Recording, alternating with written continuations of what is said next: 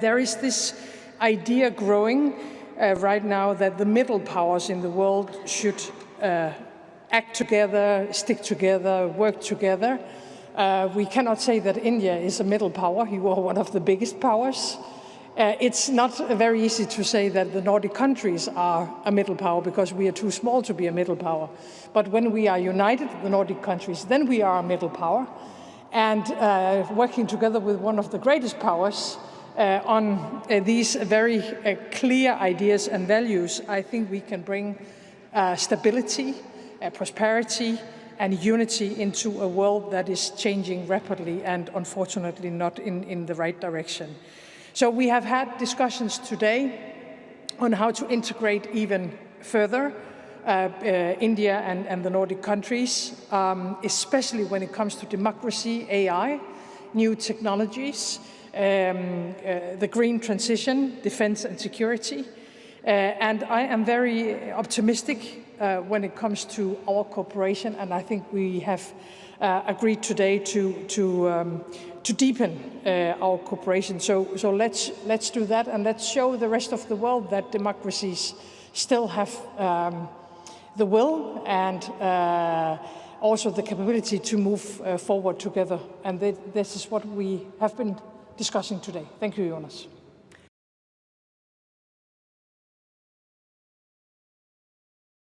The next speaker is the Prime Minister of Sweden, Ulf Kristersson.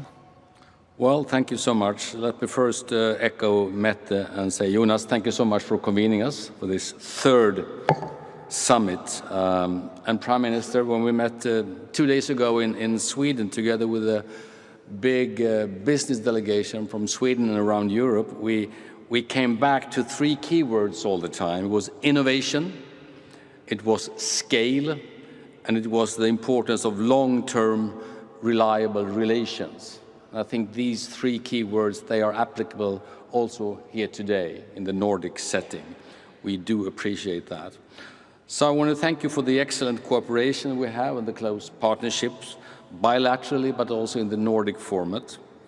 We all are convinced and excited about the fact that the new opportunities that the EU-India free trade agreement will bring, both to India and to Europe as a whole.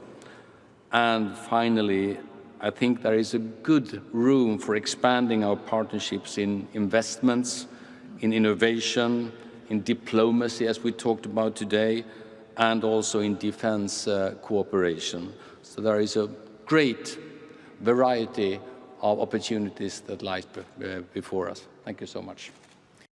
Good afternoon. First, I want to thank you, Jonas, for hosting this summit.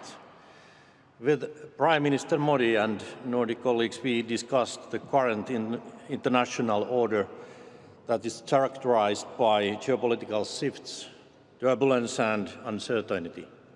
We can expect this uncertainty to continue for the foreseeable future.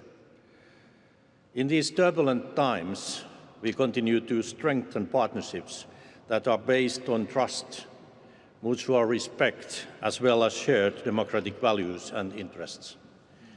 The Nordics share many objectives with India.